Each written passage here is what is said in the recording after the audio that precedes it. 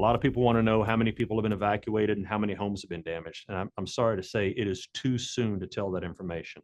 Yesterday, we spent the day, our local firefighters and partners up there with state assets, doing what we could to evacuate people and try to move this fire away from communities. As you saw yesterday, smoke was very thick, so we had no air assets because of the wind, and we can't get aerial surveillance until that. Today, we're doing firefighting from the air and mapping this area. We know that one of these fires is going to be at least 850,000 acres, and then trying to go back and do damage assessments in those is our next priority after life safety and stopping the growth of these fires. Many of them still are uncontained or only have single-digit containments. So instead of counting the number of homes lost, what we're devoting our resources to is trying to prevent any other homes from being lost. You know, I think the sheer size and scope of these fires in the Panhandle right now, along with the weather conditions, we're having better weather today than yesterday. We'll have better weather tomorrow. I think Friday and into the weekend, you're going to start seeing some adverse weather conditions come back to us. I don't want the community there to feel a false sense of security that all of these fires will not grow anymore. This is still a very dynamic situation. We had a great response from the community yesterday when they were asked to evacuate. They did. We believe that saved lives. And we don't want people going back if the evacuation orders are still in place. And if a county judge decides to issue another evacuation order because of a flare-up or a wind shift, we really need our citizens listening to that so we can minimize loss of life. We've got 58 fire trucks from across the state of Texas, other local government fire trucks from as far away as Magnolia, Texas, and San Antonio, Texas, and Austin, Texas. Our out of area resources coming in are there to support our local partners. So those local firefighters know that terrain better than anyone else. And we will blend in with them and follow their lead on this. In addition to the aircraft that we're bringing in, additional dozers, additional blades in order to be able to cut fire line. But it really is to get on the flanks, to get in front of this where it's safe to and where we can, and then to cut it off.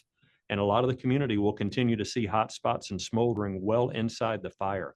Sometimes there's confusion about why we don't attack those. And if they're inside that black or that burned area, that's because they're no longer a threat to continued growth. And we want to get out on the edges and the flanks and make sure that we're wrapping around this fire as fast as possible.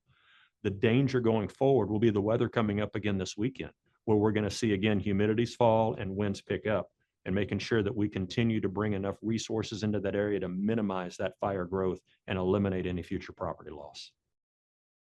I believe this fire will grow before it gets fully contained. Yes, sir, I do. So the shelter numbers that I've had have been broken out by county. I think that number is a relatively low number compared to the acreage that's burned right now, but we see this a lot. We see this where people will not go to a shelter, they'll go to a hotel or a motel, or they'll go stay with friends and family. So I don't think you can equate people in shelter to those that are actually displaced right now. And we'll work with our local partners and set up disaster recovery centers for those individuals to come to and work with their insurance provider and work with any other federal assistance that they need to help rebuild their lives.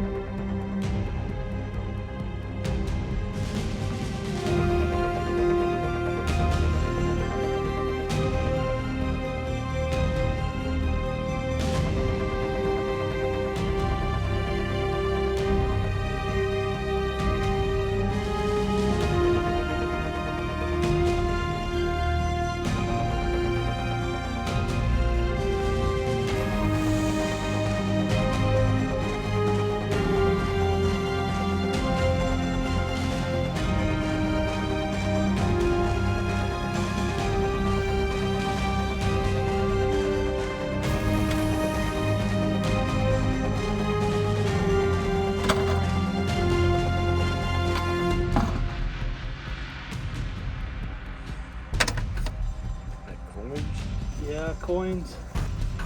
Look to be one piece of maybe melted jewelry. We basically have lost everything. This is the only pair of pants I've got. The shirt, that's it. From where the north side of the car was with that wall